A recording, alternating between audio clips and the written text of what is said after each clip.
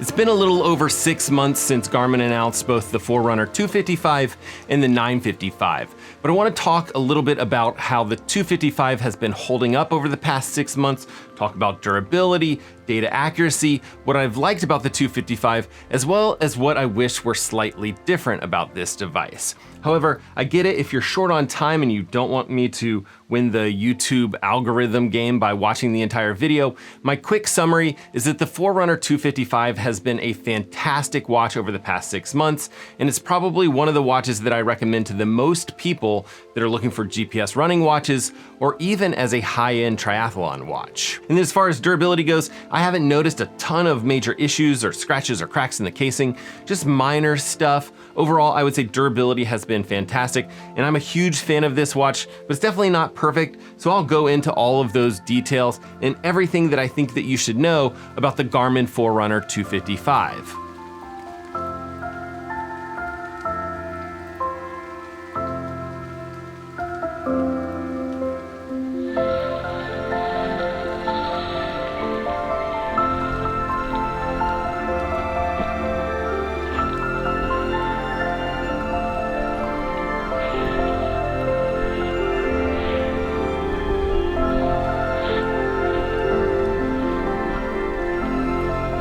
Now, if you're not familiar with the Forerunner series from Garmin, Garmin used to have a 45, a 245, a 645, 745, and a 945, all separate watches. But this year, they've actually made an effort to streamline that Forerunner series of watches by only offering the 55, 255, and 955 watches. And while you might think that less choices is bad for us, they've actually done us a huge favor here because the 255 is such a capable watch, especially for us triathlon dorks who used to have to go all the way up to the 745 just to get triathlon capabilities. And while Garmin isn't continuing to offer the Forerunner 645 or the 745 that costs, around that $500 range, Garmin has basically made the 255 replace both of those watches. Personally, I would argue that the 255 does what those watches did and then more, just for $350. So you've got a fully functional swimming, biking, running watch with a triathlon activity type here, but you also have all of these new features like running power, HRV tracking, and a morning report that gives you details on how you slept, the upcoming weather, workout suggestions for the day. So I really do think that this is a better watch for less money.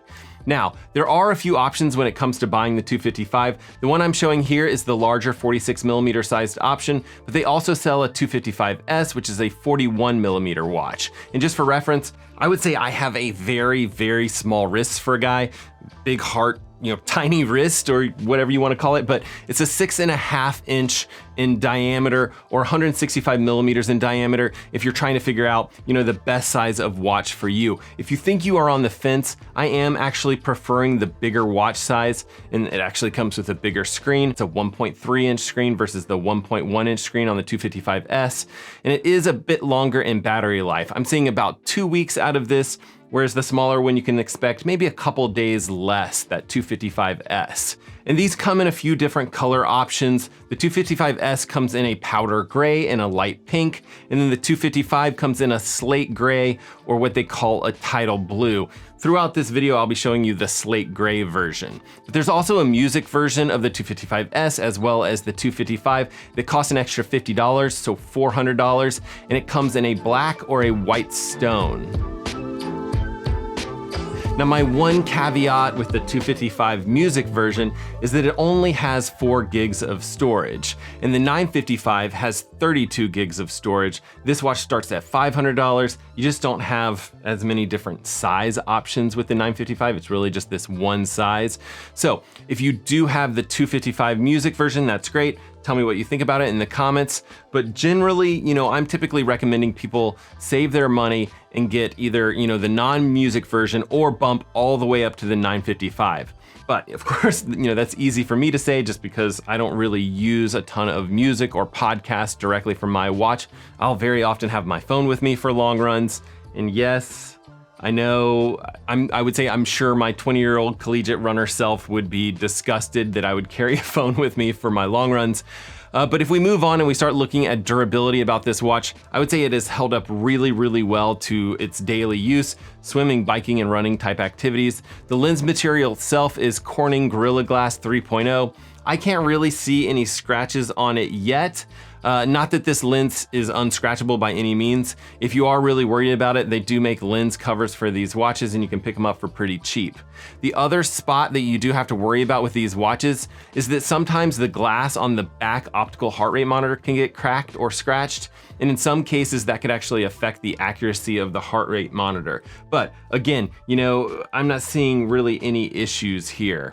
The watch body is just a plastic watch body and that can get scratched up. I have one small scratch that I can see here on the back, but it doesn't really bother me all that much because it's not really visible. And of course, I'm using the silicone watch band that came with the watch. I haven't switched it out and it's holding up just fine. You might see a little bit of dirt and kind of grime stuff, but that's just because I've been really wearing this watch as a sports watch and sweating with it. So overall, after 6 months, I'd say this watch is holding up extremely well. And I've tested this watch against a few other GPS watches for accuracy, and the Forerunner 255 is astonishingly accurate. The Forerunner 255 has what they call multi-band GPS, meaning that it can connect to multiple types of GPS satellites all at the same time to increase accuracy.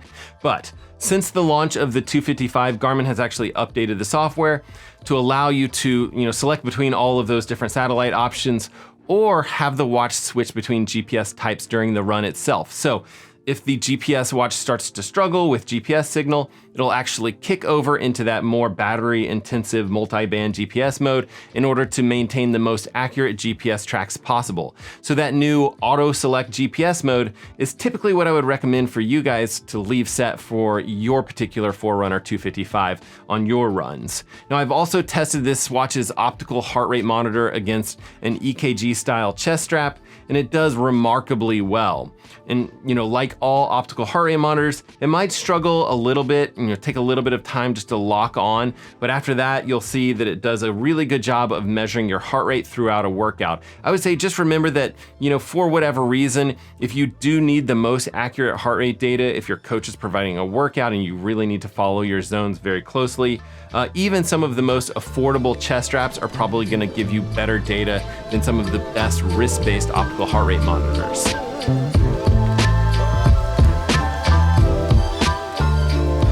Okay, so 6 months ago when I originally reviewed this watch, I think I said something about wishing Garmin had native running power estimations directly from the watch without the use of external sensors. And as of about a month ago, Garmin has delivered on that, and they didn't just hold on to it for only high-end devices. The 255 now supports running power, which I think is a really nice touch here.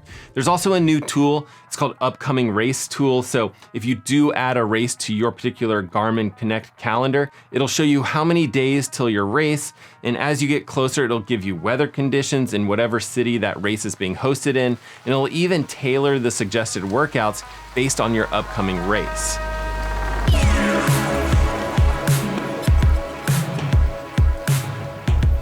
Now, HRV is also something new to the Garmin Forerunner 255, and HRV stands for heart rate variability, or the measurement of variations between your heartbeats.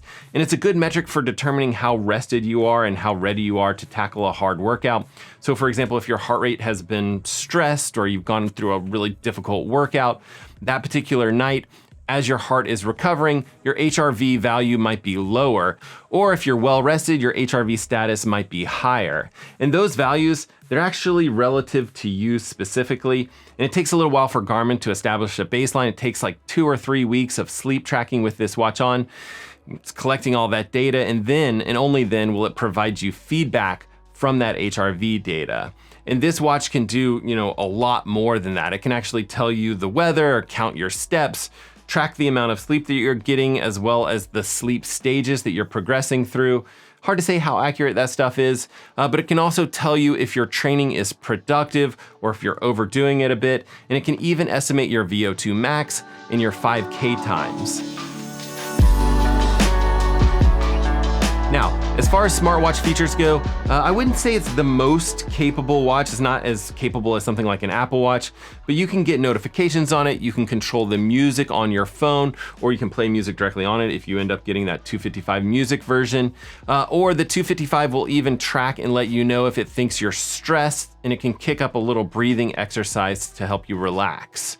It can also track loads and loads of different health metrics. It'll provide a ton of different feedback for you inside of its morning report, which is kind of one of my favorite features. So when you wake up, you'll see this new screen that you can dive into with different metrics like how you slept, that HRV number that I talked about earlier, but also stuff like the day's weather and suggested workouts. I'm kind of a huge fan of this morning report thing, and I've missed it when I've been testing other watches.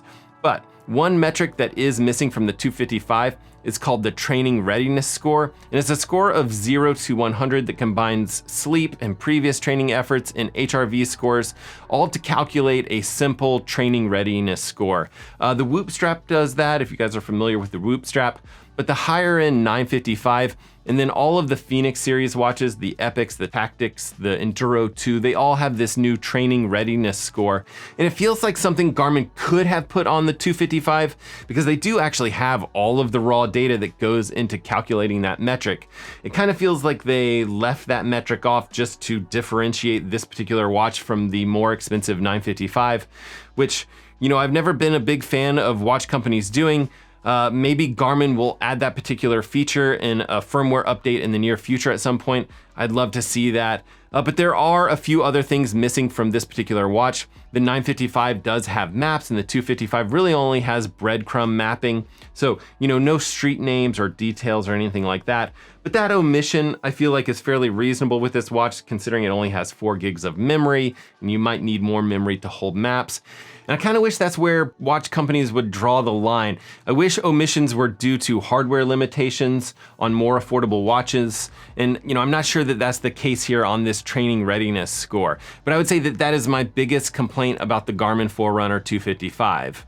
Other than that, I've been really pleased with the Forerunner 255 over the past 6 months.